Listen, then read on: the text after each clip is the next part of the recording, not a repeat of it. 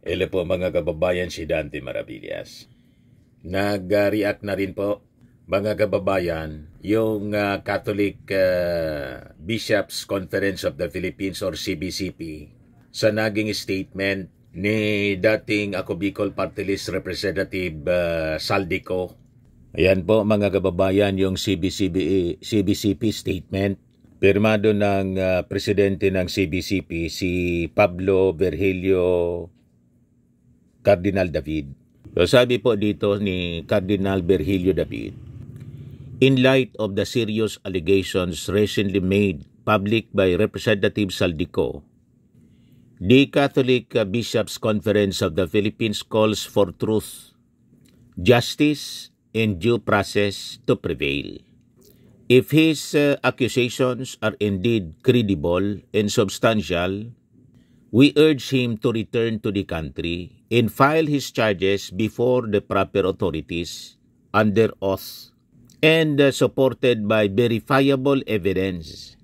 Public declarations on social media, however alarming, cannot take the place of formal testimony in the appropriate legal venues. For the good of the nation, such claims must be examined transparently, impartially, and in accordance with the rule of law. We likewise caution against the political exploitation of these allegations, especially when released at sensitive moments that may inflame public sentiment or be used to influence political outcomes. The Filipino people deserves clarity, not conjecture, truth, not rumor, accountability, not manipulation. We appeal to all parties involved to act with honesty, courage, and responsibility. May every step taken in this matter serve the cause of justice and strengthen rather than erode our people's trust in the institutions tasked with safeguarding our democracy. For the Catholic Bishops' Conference of the Philippines or CBCP, signed Cardinal Pablo Virgilio David. President, November 15, 2025. So yan, malinaw mga kababayan yung statement ng CBCP. Ang panawagan, tulad ng naging panawagan ng ating Palasyo Malacanang, umuwi siya para harapin ang mga charges sa tamang venue. I think magiging malaki yung impluwensya ng CBCP kay Saldico mga kababayan. Kasi si Saldico, dating sano, seminarista mga kababayan nitong si Saldico. At religyoso, mataas ang kanyang pagrespeto sa hierarchy ng Catholic Church. Pumunta pa nga si Saldi sa Vatican. Yan. Photos and video of Congressman Saldico and wife Mylene Cos renewal of vows in Vatican City resurface on social media amid corruption allegation. So close siya, mga kababayan. Very religious itong si Saldico. Dati kasi siyang sano, dating seminarista. Alam natin ang kwento, tagaliga si Saldico at personal nating kakilala. Hindi ko man masabing kaibigan ko kasi siyempre iba yung level niya. Multi-billionaire si Saldico. Ang salin niya, sabi ng kanyang abogado, 4.1 billion. Mas mayaman pa kay Mas mayaman pa kay Manny Villar.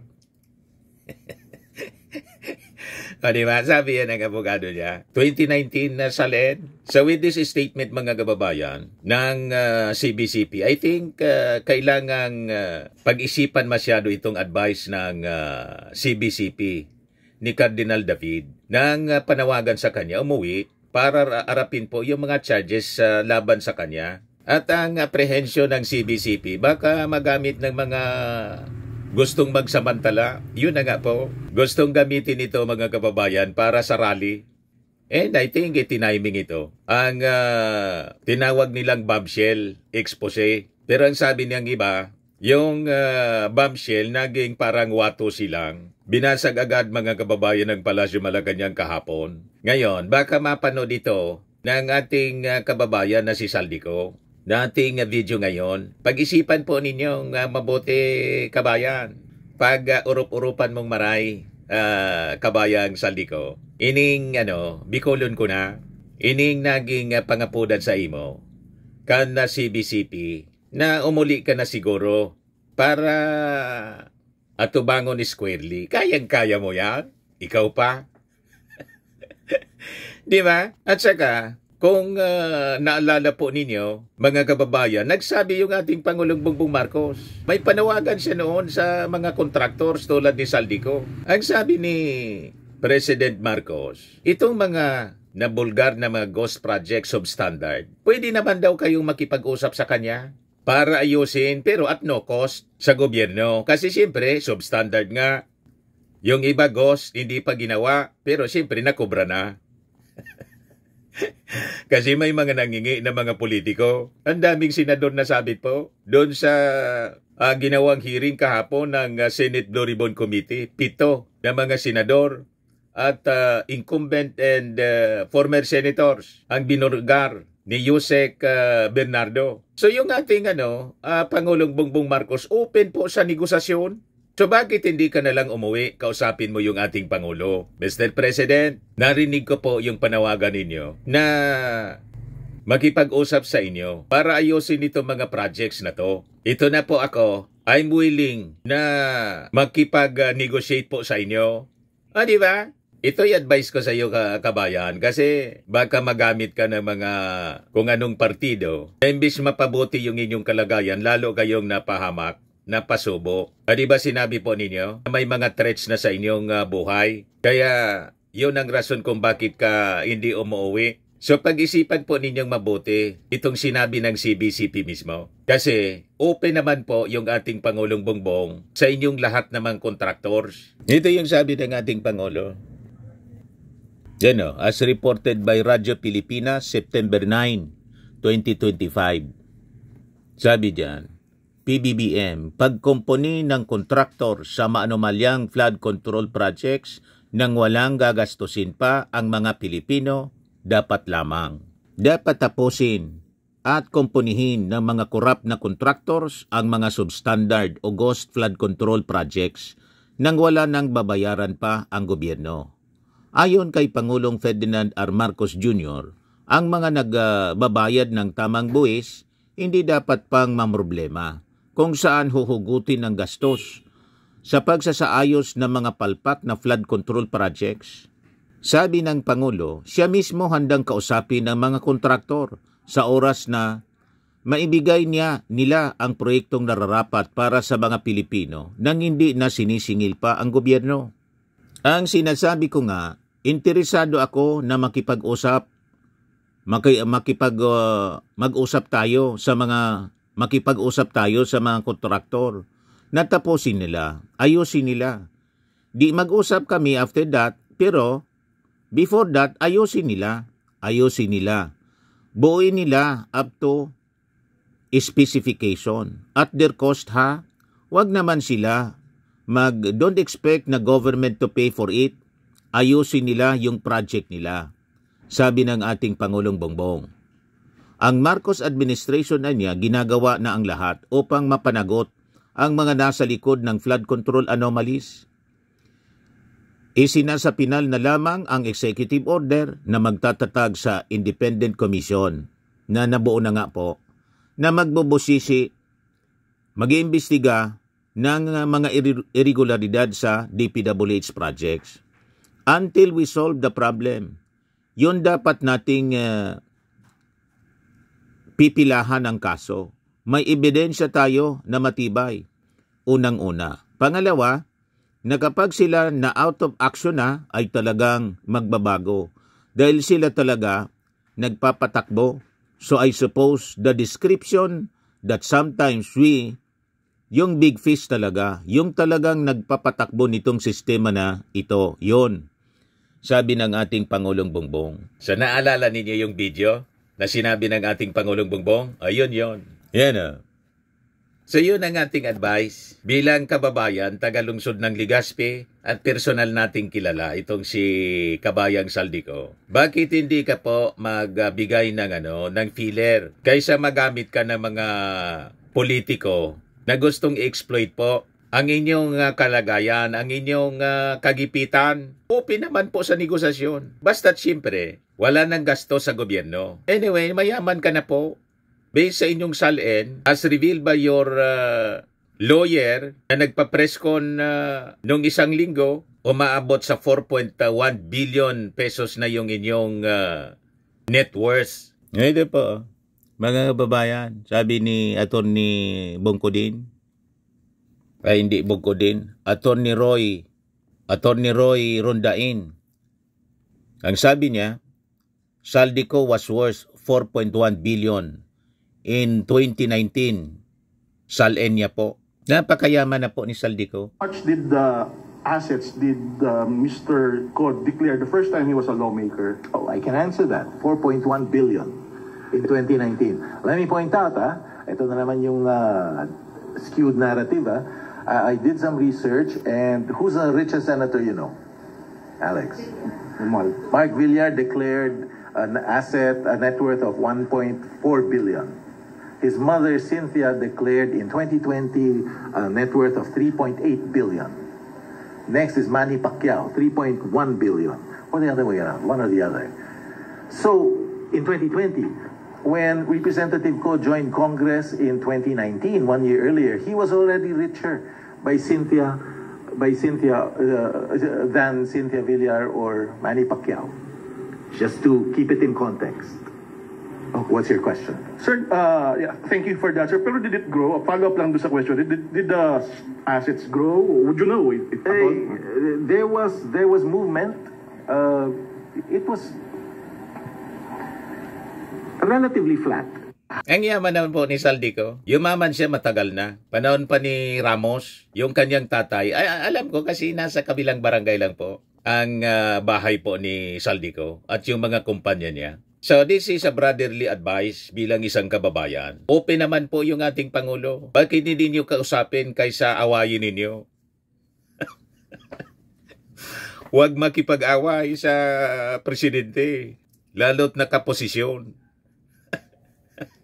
At huwag pasusulsul kabayan sa mga baka mas mali yung pagsugal ninyo. Di ba? Magamit yung inyong mga testimony. Yung pagsugal po ninyo dito sa politika, baka mapasama, sayang yung mga pinagpaguran po ninyo. Di ba? Pwede mo naman gawin uli. Halimbawa, may mga na-identify na mga ghost or substandard, di ayusin mo. Sabi ng ating Pangulo, pwede naman daw kayo makipag-usap. Hindi ka lang, pati yung iba pang mga top 15 contractors na na-identify. At siyempre, yung mga dapat ibalik. Di ba? Kaysa kumpiskahin ng tuluyan lahat-lahat. Tulad ngayon, mga kababayan, yung Diskaya po, yung mga luxury vehicles niya, naka-auction na po. Yan, BOC Mobs Auction of 7 Diskaya luxury cars to November 20. Di ba? So pag-isipan po ninyong mabuti kabayang Saldico, lalo yung statement ng CBCP. Umuwi ka na daw at harapin mo yung mga charges against you. At baka daw, sabi ng CPCP, yung inyo pong video magamit sa political agenda, political exploitation. Na yun man talaga po ang ginagawa na ngayon. Sige ng panggatong para sa It's a People Power at para mapatalsik yung ating Pangulo, ilukluk si Sara. Dati kang inaway ni Sara. O diba? Mahirap yan kabayan. Pag ganyan, trusting your enemy. Diba? At yung itong ginagawa po ninyo, na nagawa kayo ng video, you create more enemies.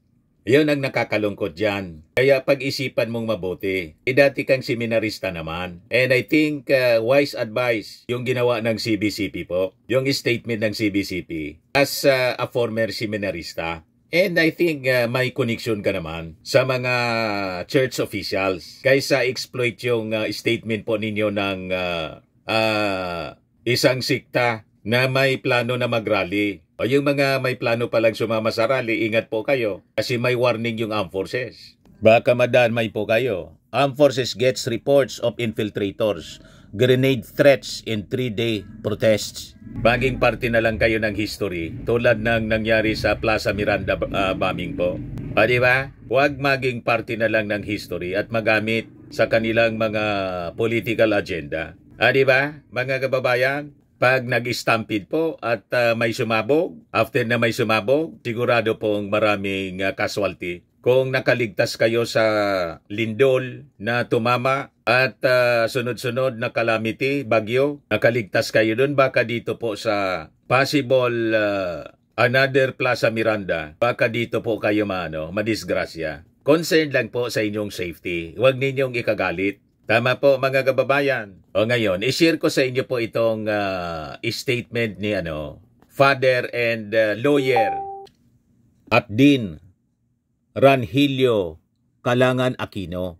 Magkakatulong ito sa kalituan ngayon. Ang dami kasing mga propaganda. After na i-release ni Saldico yung video, na ako, sa tingin ko, medyo sumikip yung pag-iisip ni Saldico. Siyempre, nag-iisa siya. At gipit na gipit siya. So hindi nakapag-isip siguro ng maayos at nagsakom siya, mga kababayan, sa tukso. So sugal na lang siya, mga kababayan, sa possible regime change. Para, mga kababayan, alam naman po ninyo yung objective ng gustong magkodita, gustong mapatalsik yung ating Pangulo para hindi na matuloy ang investigasyon dito po sa mga flood control scandal. Ang dami kasing sabit, other than mga contractors, yung mga siyempre kasosyo nilang mga politiko. Ang daming senador, ang daming congressmen. And so, siyempre, itong mga politicians na sangkot po sa anomalya, makikiisa sila sa regime change. At malamang sila yung nagpupundo po para hindi po mabuking. Nagets na ninyo ba, mga kababayan? Kasi ayaw nilang ibalik yung mga na-kickback. Nasabi naman ng ating Pangulo, open siya sa negosasyon. Ang gusto lang naman na maayos ng ating Pangulo, yung ating bansa, na dahil po sa massive corruption, mga kababayan, hindi tayo makausad ng mabilis. Kasi yung pera na dapat ginagamit po sa mga projects, binulsa na. Di ba? Kaya sabi ng ating Pangulo, di ba, doon sa kanyang video, paano tayo umabot sa ganito? Yan ang matinding frustration ng ating Pangulo. Gusto niyang maitama, gusto siyang baliktarin ngayon. O ngayon, ito yung statement ni Father and Lawyer Ranhilio Calangan Aquino na I think makakatulong po for our clear understanding ng mga pangyayari. How it goes, sabi niya dito. Professor Antonio Contreras has complained that some who comment are apparently misinformed about how matters go in regard to the national budget. As a former Vice President for Administration and Finance of the Cagayan State University, an instrumentality of national government, and an avid student of constitutional law, let me share the following. An agency prepares a project procurement management plan. Very simply, these are the items the agency wishes to procure. Initially, it is called indicative because the agency merely indicates what it thinks or believes it needs. After budget preparation, the indicative PPMP becomes the final PPNP.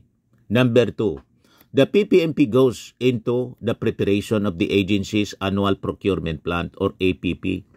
And the Department of Budget and Management, after studying and vetting the various APPs, comes up with the National Expenditure Program or NEP. From the NEP alone, the agency can already surmise what it will be receiving. The NEP is formally the budget proposal. Drawing up the budget is the executive function, and the constitutional reason is that the President, as Chief Executive, with his subalterns, knows exactly what the various agencies of government need. Pangatlo, the NEP is then submitted to Congress that deliberates on that budget as it does any statute. The chambers of Congress may modify, amend, or revise the NEP. That is exactly the power of the purse. With some constitutionally established limitation, example, they may not increase the total amount proposed by the executive branch. Ang purpose niya, to prevent overspending. on the part of the government. They may not decrease the appropriations of the judiciary. Ang purpose niya to keep the judiciary independent and similar limitations. Number 4, because the chambers of Congress deliberate separately, it will often be the case that they will have different versions of the proposed budget. Hence, the need for the bicameral conference committee that hammers out a compromise version that is returned to the chambers to be voted on. The power of budget enactment is a legislative power because the budget is a law, a statute, the General Appropriations Act or GAA. Number 5, after the budget is enacted, it goes to the President for his signature. Unlike other statutes that the President must either approve in whole or veto in whole in respect to the budget, he has a line item veto power. This means that he can veto particular items in the budget without having to veto the entire budget. Number 6, the moment the budget is signed into law, the next stage is budget implementation or execution. Once more, this is an executive function. And what the Velhica case held 2013 is that any post-enactment involvement of the legislator is unconstitutional since it violates the doctrine of separation of powers. Once the budget is enacted, the legislature has no further role. Given this flow, the question of Professor Contreras is perfectly justified.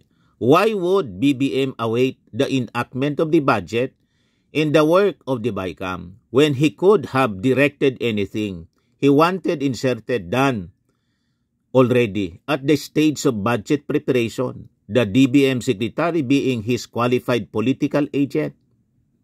Yun din ang punto ni Ping Lacson. Sabi ni Ping Lacson, hindi niya sa dinidefend ko yung Pangulo. Pero bakit niya gagawin yon ang ating Pangulo? Na pwede naman niyang gawin yon sa kanyang level mismo. Ba't pa mag-uutos kay Saldico na mag-insert na pwede niyang gawin yon directly? Utusan si Amina Pangandaman, Budget Secretary, na ilagay yung 100 billion.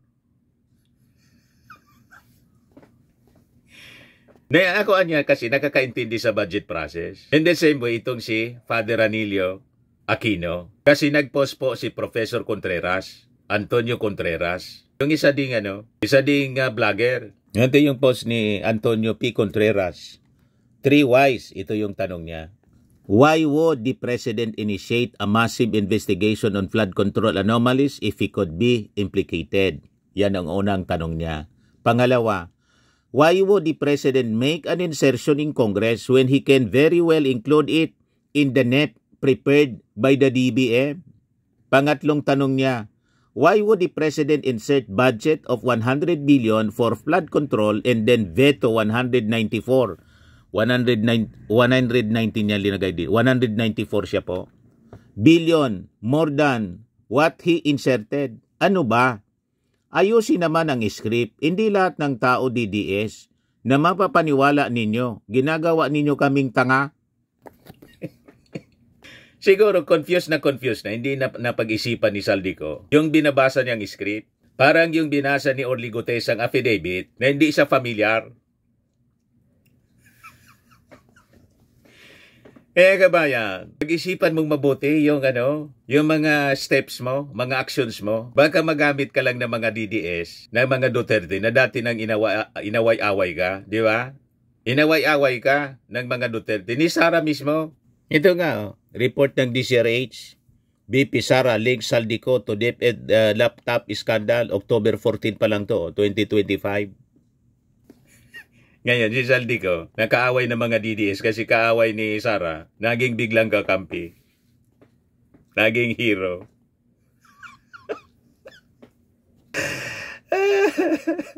Kasi, sa tingin nila, bumaliktad na si Saldico at magagamit nila. Huwag kang pagagamit, kabayan. Yan ang advice ko sa iyo. Pwede ka naman mag-negotiate sa ating Pangulo. Sinabi niya mismo, mag-negotiate ka na lang kaysa maubos yan. At malagay ka pa sa patong-patong na trouble. Maubos yan yung mga pinaghirapan mo. Alam ko na subaybayan ko yung karir mo bilang isang negosyante mula pa sa iyong tatay. Di ba? Kasi kababayan nga kita. Pag-isipan mong mabuti bilang isang dating seminarista, yung sinabi ng CBCP. I think kailangan mo ng spiritual advisor na matino. Or else, baka, nasa inyo po. Kung ano yung sa inyo. Pero ako, sasabihin ko sa iyo, pag di mo na pag-isipang mabuti ang mga steps mo, mga actions mo, malamang matunaw. Matunaw lahat. Di ba? Mahirap ang laban mong to. BP Sara link Saldico to DepEd laptop scandal. Inaway-away na si Saldico. Yan sabi dyan. Imbestiga nila yung laptop corruption scandal ng DepEd. Nandun si Saldico. At alam ko yon dahil gumawa kami ng sarili naming investigasyon sa loob ng DepEd. Sunwest ang kontraktor ng laptop noon sa DepEd. The COA's 2021 audit report earlier flagged the DepEd's 2.4 billion laptop purchase, noting that the units were pricey and outdated. The laptops were procured under the agency's distance learning program at the height of the pandemic. Panahon ng kanyang tatay. Kontraktor nila si Saldico ng previous administration. Nilaglag ni Sara, pati yung tatay niya. Sa galit niya kay Saldico. Panahon nito ng dating DepEd Secretary, si Briones, under the Duterte administration. Administrasyon ng kanyang tatay. Nilaglag si Saldico, pati dama yung kanyang tatay. Sa galit ni Sara kay Saldico. Pagkatapos, magtitiwala ka sa ganyan. Pinagkamaganda yung advice ko sa iyo, kabayan. Makipag-usap ka sa ating Pangulo at kung ano man yung mga kamalian mo, di restitusyon. Tulad ng sa Diskaya na before mangyari, dapat restitution muna. Di ba? Kasi ang objective lang naman ng ating Pangulo, maayos yung ating bansa. May mga nanggugulo kasi may mga sarili silang agenda. Gatungan pa ng China.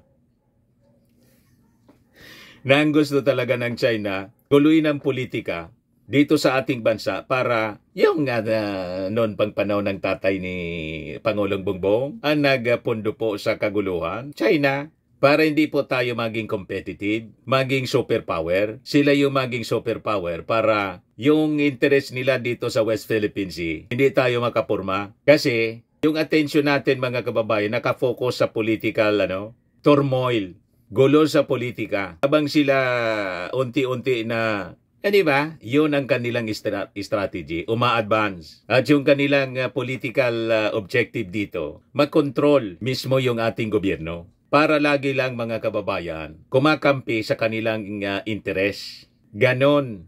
Malalim ito po, nagulo sa politika. So yun ang malinaw, mga kababayan. Sabi ni Contreras, why would the President insert budget of 100 billion of flood control and then veto 194 billion siya? More than what he inserted. Ano ba? Ganon din ang sinabi ni Ping Lacson. Sabi ni Ping Lacson, I'm not defending the President. Why would he insert 100 billion sa BICAM samantalang sa NEP or National Expenditure Program, kaya niyang gawin yun. Uutusan lang niya si Budget Secretary Amina Pangandaman. Ang problema, doon sa script ni Saldico, dinamay pa niya si Amina. So, anong nangyari? Lalong dadagdag yung mga magiging enemies niya. Di ba? Nandamay ng mga walang kamuang-muang. Walang kinalaman mga kababayan. Imbes ayusin niya na lang yung problema. Kumbaga may mga substandard or ghost. Di ba? O ngayon, may latest na statement si Saldico. Sabi niya, I suggest that before making any statements that may unfairly prejudice the issue, the Senator should examine the documents in full. Sabi po ni Ping Lacson, walang probative value yung mga statement niya from abroad. Ang kailangan niya, umuwi dito, o kung hindi, mag-execute yan ng affidavit, notaryado, para may weight yung kanyang mga statement. Hindi lang yung ganito na hindi pa nga ma-determine mga kababayan kung totoo na siya yon o baka AI. Yun ang duda niya, Kailangan na niyang ipa-evaluate muna sa NBI, sabi ni Senator Win Gatchalian. O di ba? So makikita ninyo, hindi na pag-isipan kung sino man yung nag-isip nito na binasang script ni Saldico po, napakadaming butas. At yung butas po, ang laki-laki. Mas malaki pa sa butas ng ilong ko po.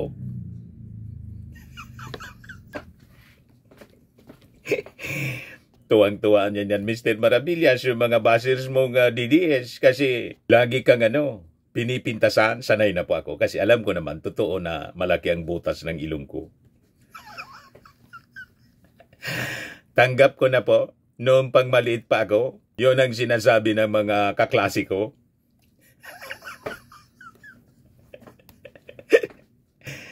Yung script na binasa po ni Saldico, binabasa niya kahapon. Ang daming butas. Hindi na pag-isipan. Bakit naman na niya, Mr. Maravillas?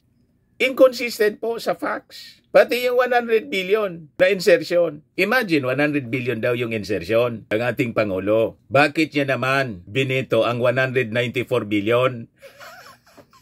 Nag-insert siya tapos bibituin niya. Ano yon?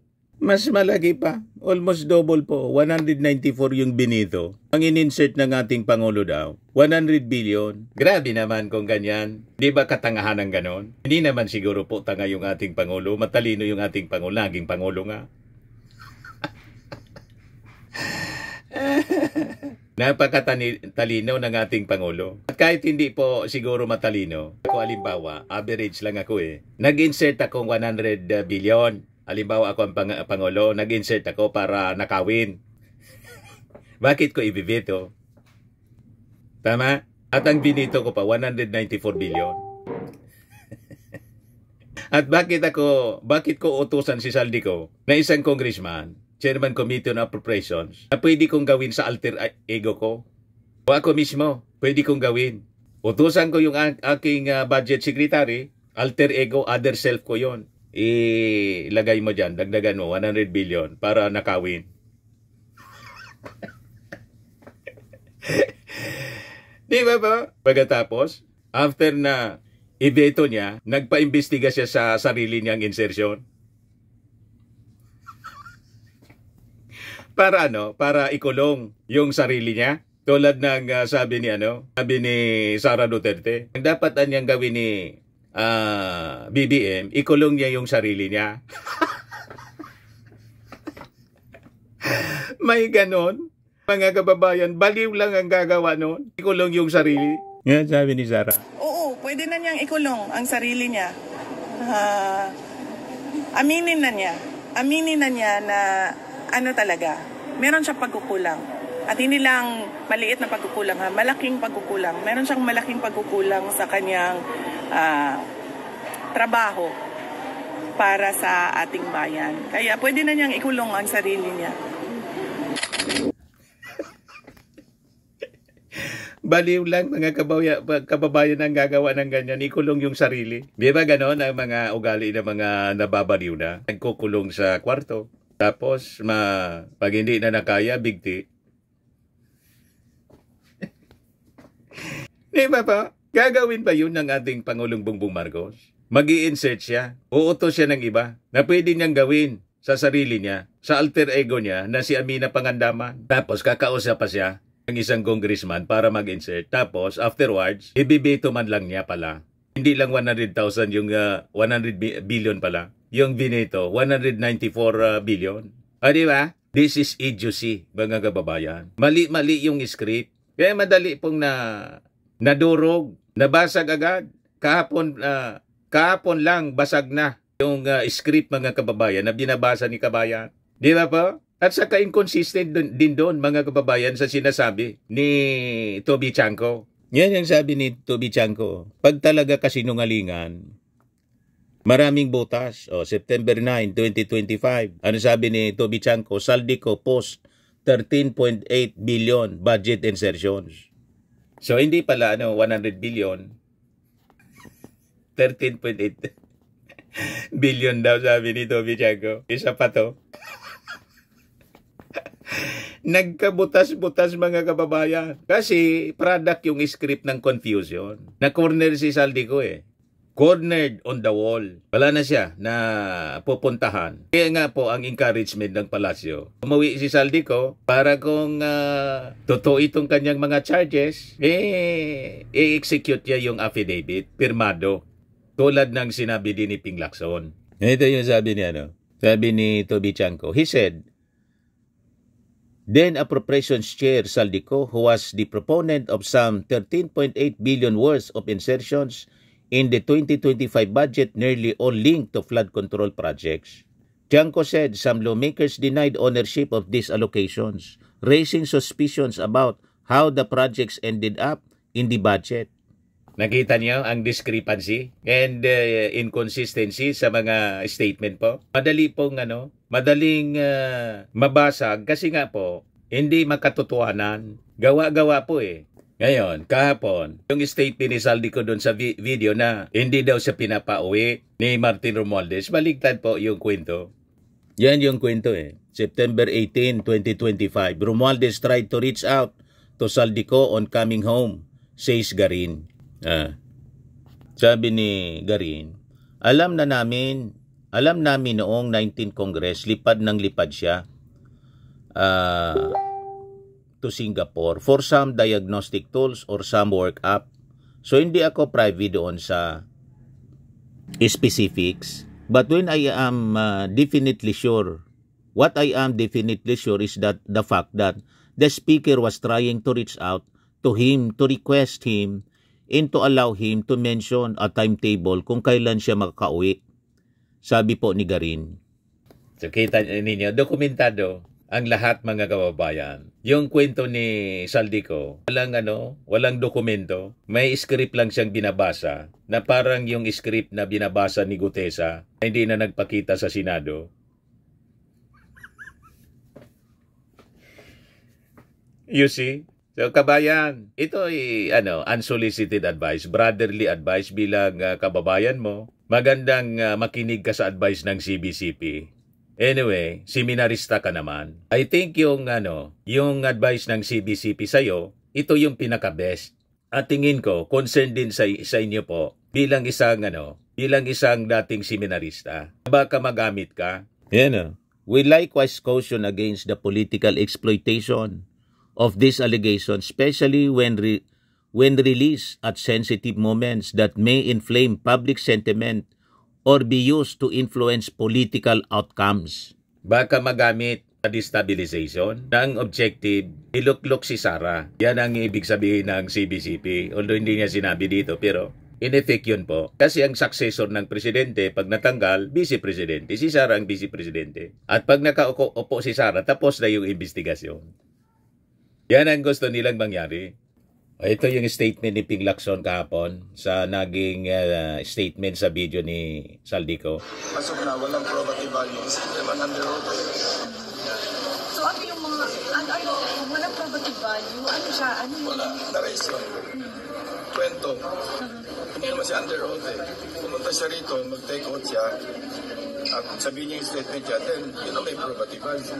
Pero what do you make of that, sir? Kung totoo si Pangulo talaga yung nag-insert daw, nagpa-insert ng 100 Mahirap million. mag-speculate. Alam mo, ito ako, kasi alam ko yung kalakaran pagdating sa mga insertions. I'm not defending the President. Why would he insert 100 billion sa BICAM? Samantalang sa NEP, kaya niyang gawin yun eh. Correct. Second, bakit niya binito? Correct. Bakit niya in-FLR? Correct. So unbelievable, incredible? No, I'm not saying it's unbelievable. Pero at face value, meron tayong sasabi na yung sabihin natin common sense only because alam ko yung budget process, yung budgeting process na nagsisimula sa NEP na yung presidente may complete control over what should be inserted in the NEP. Bakit pa siya mag-utos kay Saldi? At sa BICAM pa siya magpapa-insert. Correct. Hindi siya part ng BICAM eh. Correct. So dapat sa NEP pa lang, sinabihan niya na yung DBM, sinabihan niya yung DBM. Si Amina. Uy, magbigay ka ng 100 billion sa DPWH. Correct. And okay, after assuming na totoong nagpa-insert sa BICAM, ba't yung dito? Correct. Sayang ba na hindi nyo na-invite kahit sa Zoom si Zaldico para sana kahit pa paano Nagpa-insert tapos binito. Ano yun? Suggested sa chat group namin. Sabi niya, Sir P, Tinatanggal niya sa in-insert niya. apprehension ako kasi pag Ano yun? nag-zoom natin yan, hindi naman siya under oath, baka gamitin lang propaganda. Correct. Kung sino siya nito. Ginagamit ngayon po ng mga DDS para gatugan ng people power. Wala siya rito. Iupo si Sara. Now, kung pupunta siya sa isang embassy, Philippine Embassy or Philippine Consulate, at doon siya magre-request na mag-zoom under oath, valid yun. Okay. Yan ang gawin niya. Yes, kung magre-request sila ganun, invitation nga kami sa kanya eh. Could they also make of yung testimony ni Bernardo? For example, kila Grace po, kila Mark Villar, na hindi sila mismo Kaya nga, nakausap, staff lang. that's all under consideration paggawa namin ng committee report. Mahirap yung hindi direct at saka walang supporting evidence or document. Correct. Yun ang Dapat sinasabi ko sa dokumentado. kanya when I talk to him. Kung magsasabi ka ng pangalan, kailan meron ka pinanghawakan na maililink mo yung pangalan at sa pinaghawakan Correct. ng dokumento. Kung wala, wag mo nalang sabihin. So, sabi ko lang to, ipapasabi na ba siya? Aabot ba kayo Let's sa see. pagpapa-aresto? Hindi. Invitation, invite na namin siya. So, sunod sa pina. Sabi na. Pwede isupin na susunod. When is the next? Magsisynchronize kami sa schedule ng budget. And lalo kay Bernardo, gaano siya ka-credible? Yung mga binigit siyang Well, bagay it's up to the DOJ. Ito, para si Gutesa, nagsalita siya under oath. So yun, valid yung kanya, subject to evaluation, subject to validation, using other pieces of evidence. Diba? Tingnan niyo sir yung mga binanggit, like Senator Poe, Senator Angara, Secretary... Let's not go there yet. Tingnan natin. Kasi pag-aralan namin yung dokumento. So sir, si Bernardo, yung important witness, hindi ho si sinabi ko. Sir, tayo, sir. Ayun na lang. Kita ninyo? Hindi na pag-isipan yung binasang script ni Zaldico. Siguro, naintindihan natin, masyadong siyang confused. Na-corner na masyado. Mga kababayan, hindi na nakapag-isip na maayos. And kumagat na lang siya sa panggatong na nagbabakasakali niya siguro na sa kanyang pag-expose ng tulad ng ginawa niya kahapon, mapapalitan yung Pangulo. Doon siya sumusugal siguro. Na I think mabibigo siya mga kababayan. Kaya ang pinakamagandang advice, yung sinabi ng CBCP. At yung dinagdag ko mga kababayan, kung napakinggan niya yung sinabi ng Pangulo 2 months ago, pwede naman pala makipag-negotiate yung mga kontraktor sa ating Pangulo para ayusin yung mga substandard at gawin uli yung mga ghost projects at no cost sa ating gobyerno. Pwede naman palang ganun. Iba po? Ayan lang po mga kababayan. Baka itong ating video makarating, i-share po ninyong i-share mga kababayan. Makarating sa dating congressman, ako Bicol Congressman Zaldico. Sa mga naghanap ng malinis and spacious fitness gym, pumunta lang po kayo sa aming Colossal Fitness Gym. We also offer Grab Car Rental with our brand new 2023 model ng Toyota Innova.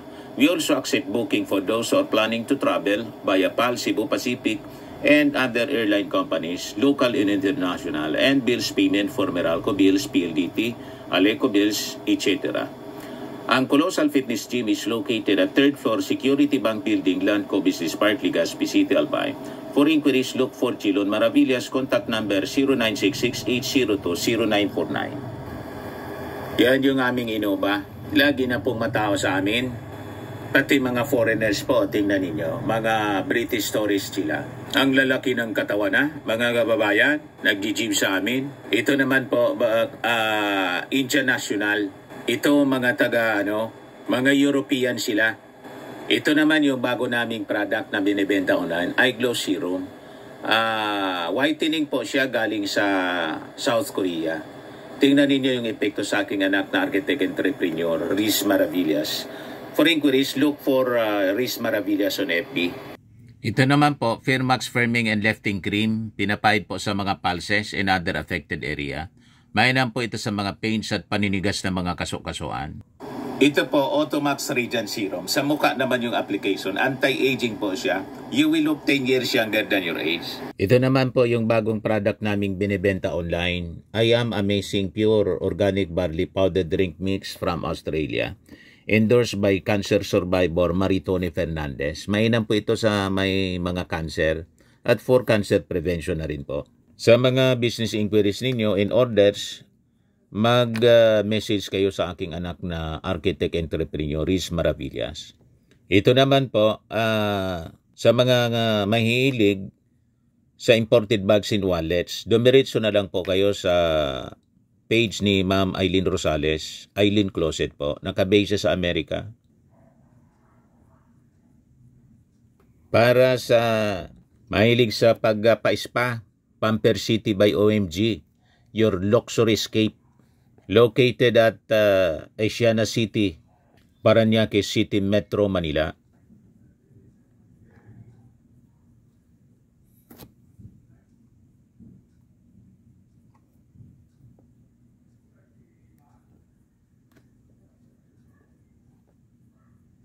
Isa sa mga brand ambassador mga kababayan, Sparkle Jimmy artist na si Aya Domingo.